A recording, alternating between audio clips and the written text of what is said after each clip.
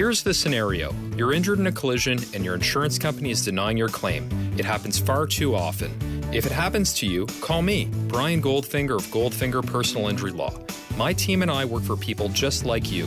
We don't accept cases on behalf of insurance companies, so you and your family can make sure that you're in good hands.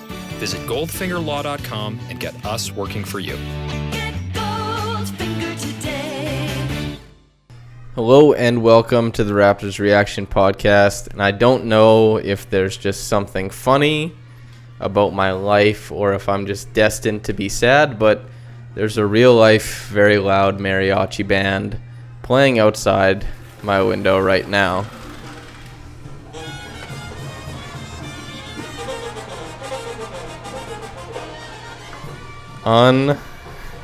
Unbelievable. So yeah, the Raptors, they lost 112 to 101. The game was much worse than that. They got absolutely dominated throughout. And I was really disappointed in the performance they had tonight. It was really terrible. They shot horribly. They defended even worse. They had no answer for what the 76ers were doing. And the 76ers, it just seemed like it was a rehash of whatever the Raptors had already figured out in prior games. And what I mean by that is the Raptors didn't match up the Embiid Gasol minutes well enough. Gasol and Lowry weren't aggressive enough with their shots. They didn't slow down Ben Simmons in transition. These are the absolute basic things the Raptors have to do. And even then, they don't have to shoot that well from the floor. I think they were 16 of 40 against the 76ers in Game 5, but they were 11 of 32 at one point, and that was when the game was still well in hand. They just kept making threes during garbage time. They didn't actually shoot the ball that well against the 76ers in Game 5. They just did simple things.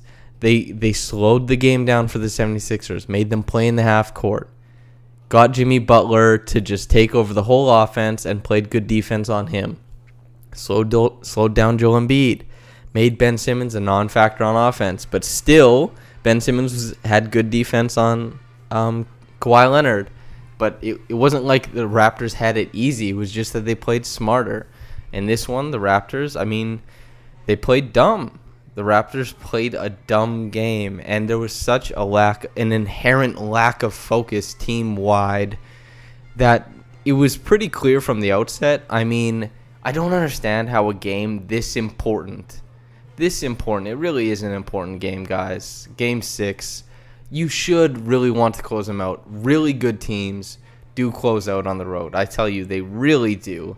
And if they want a shot at going to the finals, they're probably going to have to close Milwaukee out on the road. So this would have been great rehearsal for that. But of course, in this game, there were three 10-0 runs. 10-0 plus runs in the first half. Scratch that. In the first 18 minutes between the two teams. A team that isn't that focused is the type of team that gives up a 10-0 run. A team that really isn't focused gives up two 10-0 runs in the same 18-minute span. On top of that, they did it again in the second half. Part and parcel of why that happened, transition opportunities, playing sloppy with the basketball on the offensive end. Even Kawhi Leonard was getting stripped on the offensive end. That's how the second half ended. Jimmy Butler stripped Kawhi Leonard after Jimmy Butler got an and one, after some really dumb stuff just cascaded on top of one another. It's unbelievable the way these things shake out. 76ers, I've never seen a team make more shots out of abject chaos than they do. They just have so much talent that just once the ball starts rolling around, they have size and speed. They get to it and they just throw shots up, man, and they go in sometimes. But my goodness, this game was horrible to watch. It was pretty clear from the outset that the Raptors, if they played intelligent, smart basketball, could have had this game. The Raptors don't have to shoot the ball extremely well to take care of the 76ers. They really don't. They just have to make sure they play disciplined, smart basketball. They haven't shot the ball well all series. They really haven't. They didn't even shoot the ball well in Game 5, and I mean that. Their defense was good in Game 5, and they got a few transition opportunities out of it.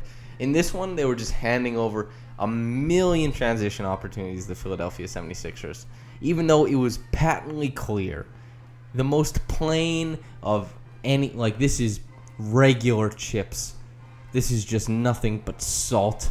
This is salted rice, salted chicken. It does not go down easy. It's plain. It's plain to see that the Raptors need to stop the 76ers in transition. If you put the 76ers in the half court, you have Joel Embiid, Jimmy Butler, Tobias Harris, and Ben Simmons, and JJ Redick all try and exist in the half court trying to create offense. Outside of dribble handoffs, they're not able to create much of anything. They just really can't. So if the Raptors were able to make it a half-court game, there's no doubt in my mind that they would have won this despite their shooting woes. However, the Raptors are undisciplined. The Raptors were bad. They made bad decisions. Nurse, who I don't think is fully culpable for the early part of the game. Sometimes you just miss shots. And why Marc Gasol was constantly running Joel Embiid off the three-point line and things like that, I can't explain it. I have no idea why that would be happening. Absolutely zero idea why he would be doing that. But it happened. I counted 6 times. He ran Joel Embiid. Yes, Joel Embiid got run off the three-point line 6 times by Marc Gasol. On top of that, Marc Gasol, Kyle Lowry, mostly Marc Gasol, let's say, was an absolute negative on the offensive end. Same with Danny Green. Really, really disappointing. It's just more of the same, man. Danny Green, 2 of 8. Marc Gasol, 0 of 3. Serge Ibaka, 0 of 3. This is from three-point land. This is something that the Raptors desperately need, especially from Danny Green and Marc Gasol. You guys both shoot, and especially Danny Green, like 45% from downtown. And they take good shots. Even Kawhi was terrible from three-point land tonight. And I don't want to get on Kawhi, like at all. He's 0 for 4. He's regressing to the mean a little bit. But the other Raptors should be regressing the other way. You know?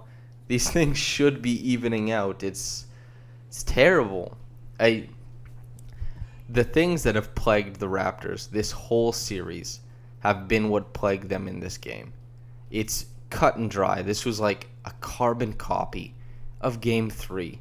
And it is so frustrating, unbelievably frustrating, that the Raptors, and this is where it falls to Nurse, that you'd be susceptible to the same type of game planning that you'd already been beaten by and seemingly overcome.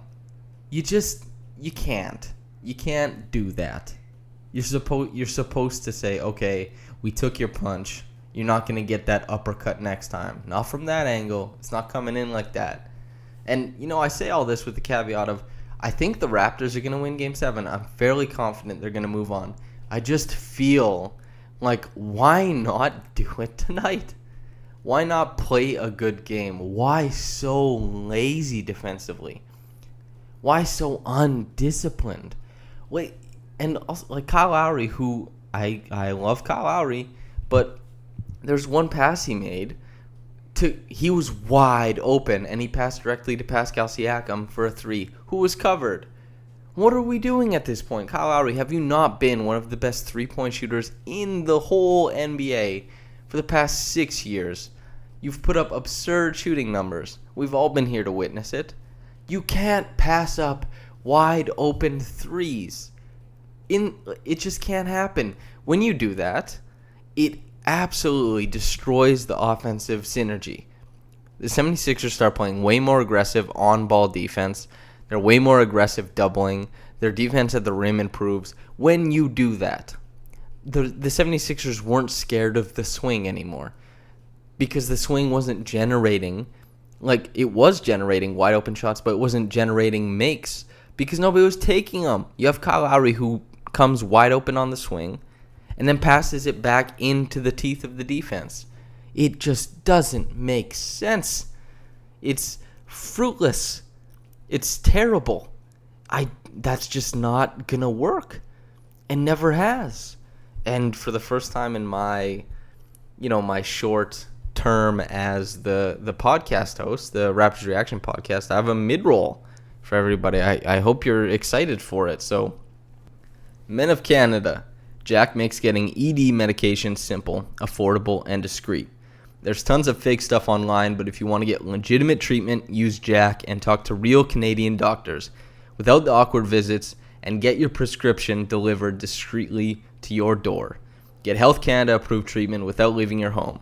They accept all major drug insurance plans. Speak to a doctor for free when you order. Visit jackhealth.ca.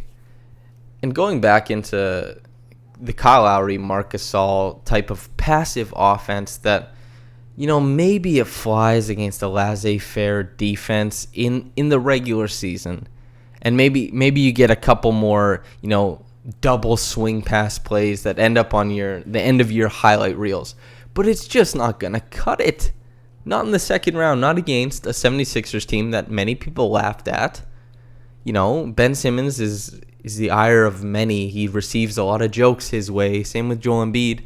They're both extremely talented, as is Tobias Harris and Jimmy Butler, the latter being more so than the former. But these guys, they're a good team. Joel Embiid is an absolute monster. I think he put up like a damn plus 42 in this game, even though he didn't shoot the ball well.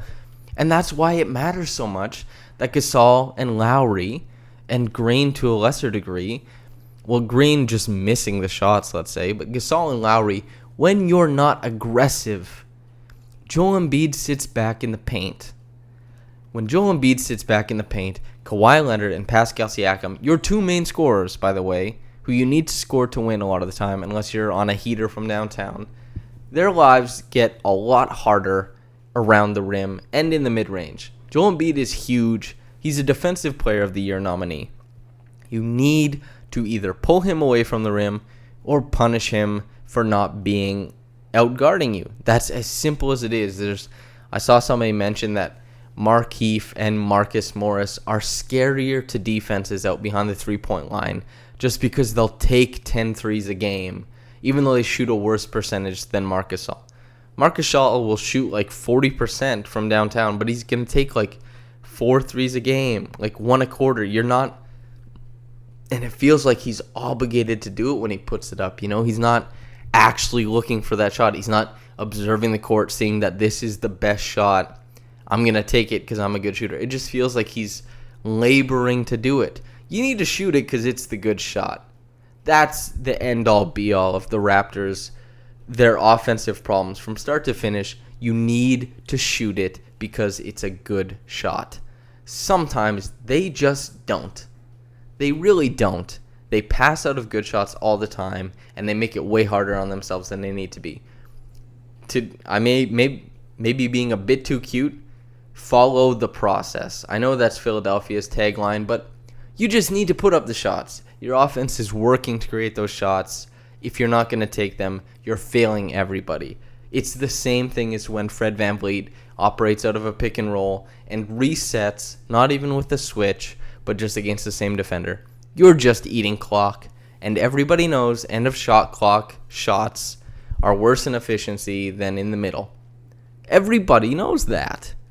So the Raptors offense, if you're not going to have willing participants who are looking to be finishers on plays, it's going to be tough because the 76ers are not the best defensive team. But if you get to isolate a couple players per possession and say, these guys aren't going to punish us, they have a slew of athletic, long, aggressive players who are going to hop in anybody. They're just going to get in them. They're going to make life really difficult. And we're seeing the fruits of their labor, the way they're guarding Pascal Siakam and Kawhi Leonard. There's a reason it has gotten harder as the series goes on because the passivity of Gasol and Lowry and players of that ilk are causing problems for the rest. Jeez, they can win in Game 7. And I think they will. They just need to play smarter. That's why this game is so unbelievably frustrating. The Raptors are, they seem like the better team. Their ceiling is incredibly high, and they could have won this had they just played more intelligent. If you play intelligent, you don't let the abject chaos that the 76ers introduce to the game sometimes lead to, it seems like, as far as, let's put in quotations, abject chaos points. the 76ers won like 32-3. Even let's think about an abject chaos example. The end of game 2, Kyle Lowry loses the ball, dives on the floor, somehow goes to Danny Green for what would have been a triple, right? A big-time triple. The Raptors don't make that. It seems like the 76ers always make that shot. And maybe that's, a credit to Jimmy Butler, who always seems to be on the end or the start of one of those plays. But it's tough for the Raptors in those scenarios. And when the game gets grimy like that, it's better for the 76ers. The 76ers, fast and loose, man. That way Ben Simmons can get out in transition. They can get easy baskets. If you make the 76ers labor for everything, if you really make them work for everything, they're not going to be able to maintain their level of difficult shot making. It's just not going to happen. James Ennis had a great hustle game, but he was bad from beyond the arc. He's regressing to the mean as far as three-point shooting goes. He's not like this crazy three-point shooter like he was in the first 3 games. It's not going to stay like that. But he was able to be effective through hustle, through playing smart and diligent. The Raptors need to have their own versions of that. Even if it's a starter. Even if it's Marc Gasol not jumping out at Joel Embiid. Mitchell Robinson Award, which goes to the villain. It's the Raptors. The Raptors are their own worst enemy at this point in time. Joel Embiid, I think, is fun and great. Ben Simmons, who I don't particularly like, had a great game and he was awesome. But he's not, he had his little thing with Kyle Lowry, but he's not a villain. And, Jimmy Butler is lovable in his own way as well. So, yeah, I don't like the 76ers right now, but, there's plenty of things to like about them. And certainly they didn't flex any of their horrible, annoying muscles tonight. And the Raptors did. The Raptors did everything in one game, maybe even in the first 16 minutes, that makes the fan base just cringe watching them. The Reggie Evans Award, I don't want to give it to anybody. I don't think anyone is deserving of the Reggie Evans Award. I feel like you could give it to Kawhi on any night. But it's way more dramatic to just, give it to nobody because I'm feeling dramatic. Even though I think we win Game 7, just be dramatic. The top quick reaction comment is from Idris M. Help me, OG Anunoby. You're my only hope. I love Star Wars, and I'm very happy you put this here because it really, it's a nice reminder that there are good things in the world. Star Wars, A New Hope, great movie, lots of fun to watch. And OG Anunoby would be great in this series. He would help a lot. Just for something more to respond to, B-Herbs or Burbs, GD, Nurse, everything that worked matchup and rotation-wise in the games 4 and 5, he just voluntarily stopped. He stopped exclusively shadowing Embiid with Gasol. He played small ball while we got our heads kicked in on the boards. He took Lowry off Butler. They ran next to no Kawhi Gasol pick and rolls. They didn't work to get Green open. Why would he stop doing everything that was so successful? Credit to Philly for playing to their potential, but our coach made this a blowout. Hopefully with 3 days between games, Kawhi Gasol, Green, and Lowry regained their legs. This was ugly, and even though we didn't play well enough to win, it didn't need to be ugly. Credit Nurse for that. Yeah, I kind of hate you because you've summed up the whole podcast in 2 paragraphs and 1 sentence. Not that I want to be too hard on myself, but that was concise. Well done. This is decompression for me and therapy, and hopefully for you as well, listener. And we're going to get through this together. We're going to be back here on Sunday, Mother's Day, celebrating a Game 7 win. I think whether you're listening to this at night, during the day, whenever you get around to it, if you do it all, have a blessed day or night. Take care out there, and goodbye.